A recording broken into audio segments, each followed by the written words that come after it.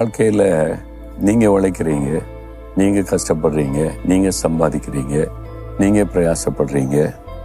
ஆனால் உங்களுடைய ஆசீர்வாதம் யாரோ சாப்பிட்றாங்க, யாரோ கொண்டு போகிறாங்க, ஆஸ்பத்திரிக்கு போகுது, அல்லது நீதிமன்ற வக்கீல் அதை எடுத்துக்கொள்கிறாங்க, வழக்கு நடந்து லட்சக்கணக்காக போகுது.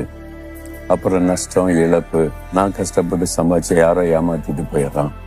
இந்த மாதிரி பாதிப்புகள் இருக்கிறவங்க நிறைய பேர், அப்படி தானே? ஆனால் இன்றைக்கு ஆண்டவர் என்ன சொல்றாரு தெரியுமா? ஏசாயா 62:8 இனி நான் உன் தானியத்தை உன் சத்துருக்களுக்கு ஆகாரமாக கொடேன். இதுவரை உன் சத்துருக்கள் நீ சம்பாதிக்கிறத அவங்க சாப்பிட்டாங்க, நீ சம்பாதிக்கிறதுல அவங்ககிட்ட போச்சு, நீ கஷ்டப்பட்டு சம்பாதிக்கிறதெல்லாம் அவங்க நல்லா அனுபவிக்கும்படிக்கு போய்விட்டது. இன்னும் அப்படி இருக்காது. நீ கஷ்டப்பட்டு சம்பாதிக்கிற தானியத்தை உன் சத்துருக்களுக்கு ஆகாரமாக கொடுக்க மாட்டேன். அப்போ இதுவரை ஏன் கொடுத்தாங்க அப்படின்னா, வேதத்தில் பார்த்தீங்கன்னா உபாகம் 28 சாபம் ஒரு மனுஷனுடைய வாழ்க்கையில் இருந்தா அந்த மனிதன் உழைப்பான், கஷ்டப்படுவா, சத்துரு வந்து சாப்பிட்டுட்டு போயிடுவான். இஸ்ரவேல் மக்கள் பாவம் செய்து தேவனை துக்கப்படுத்தி சாபத்துக்குள் ஆயிட்டாங்களா?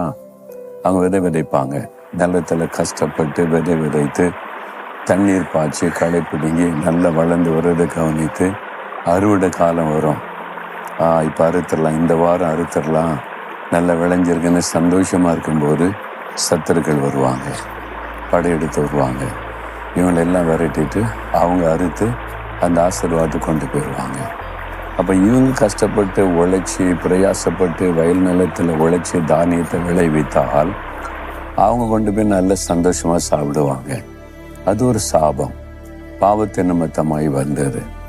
நாம் கஷ்டப்படுறோம், நாம் உழைக்கிறோம், நம்ம சம்பாதிக்கிறோம், நம்ம எவ்வளோ பிரயாசப்பட்டு செய்கிறோம், யாரோ சாப்பிட்றான், யாருக்கோ அது போகுதே அப்படின்னு நினைக்கிறீங்களா? சில சமயம் பாவத்தை நிமித்தமாக இருக்கும். உங்களை யோசிச்சு பாருங்க, என்ன பாவம் செய்றீங்க? ஆண்டவர் துக்கப்படுத்திட்டீங்களா? கர்த்தருக்கு விரோதமாக பாவம் செய்துட்டீங்களா? மனம் திரும்பி ஆண்டவருடைய பாதத்தை பிடித்து கொள்ளுங்க.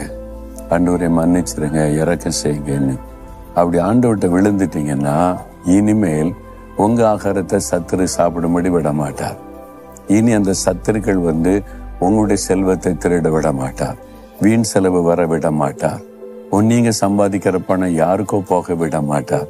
உங்க குடும்பத்துக்கு ஆசீர்வாதமாக இருக்கும்படி உன் கையின் பிரயாசத்தை நீ சாப்பிடுவாய்னு வாக்கு கொடுத்திருக்கிறார்ல, அப்படி நடக்கும்.